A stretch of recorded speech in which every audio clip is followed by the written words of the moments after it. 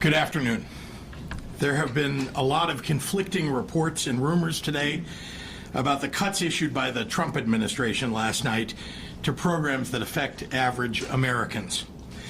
I have spent last night and today speaking with leaders in Washington, local elected leaders, nonprofit organizations, and my agency heads to make sure that we are doing all we can to stand up for working families and the most vulnerable people in our state who are affected by these cuts.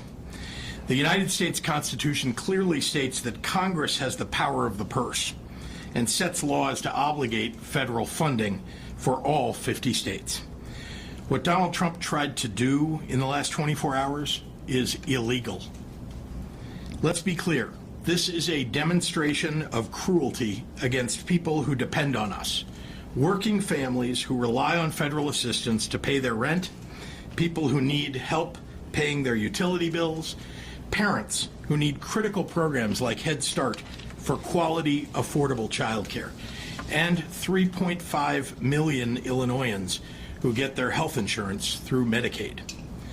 Despite what the White House press secretary said at the podium earlier, I believe it is my duty to report to you the truth of what actually happened today in Illinois.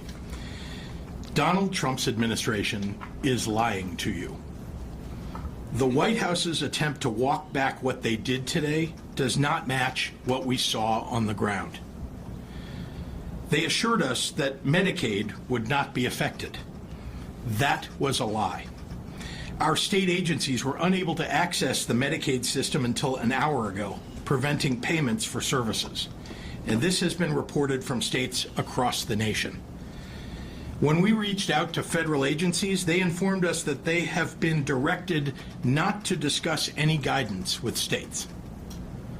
They have canceled previously scheduled meetings for this week. The White House assured us that Head Start would not be affected. That was a lie. Providers across the state experienced outages, and some were unable to make their payroll.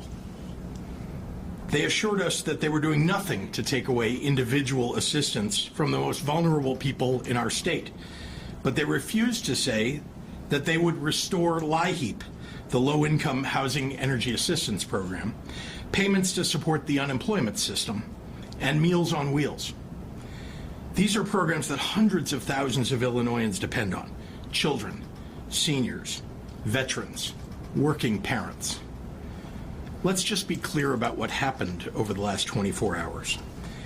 At 7:42 p.m. last night, we saw a memo from the White House saying that they were pausing federal funding across the board.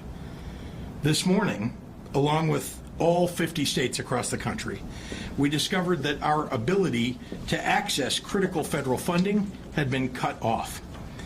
And now the administration would like us to believe that these were just coincidental website outages. Donald Trump and his administration have not earned the benefit of the doubt. They are either lying to us or they are critically incompetent. This is what happens when you staff the federal government full of Project 2025 contributors that don't have any experience governing and don't think that the laws apply to them. The consequences of their actions are not hypothetical. They are not numbers on a spreadsheet.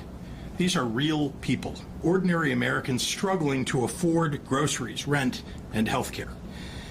Donald Trump promised to lower prices for average Americans his first week in office. Name one thing that he's done to accomplish that. Prices have gone up, not down. Let me say this in no uncertain terms. What the president is trying to do is illegal. Let me say that again. What the president is trying to do is illegal. I know these are challenging times, and the Trump administration is trying to confuse the American people. That's why it's so important that we speak plainly. I was very happy to hear as I entered this room today that an administrative stay has been granted. Let me assure you, the state of Illinois will fight this unlawful order with everything we have. We're working with the Attorney General, who has moved forward with other states to continue pursuing legal action to protect the people of Illinois. Last November, on the day after the election, I made a promise to the people of Illinois. When it comes to threats to our freedom, health, or security, if you come for my people, you come through me.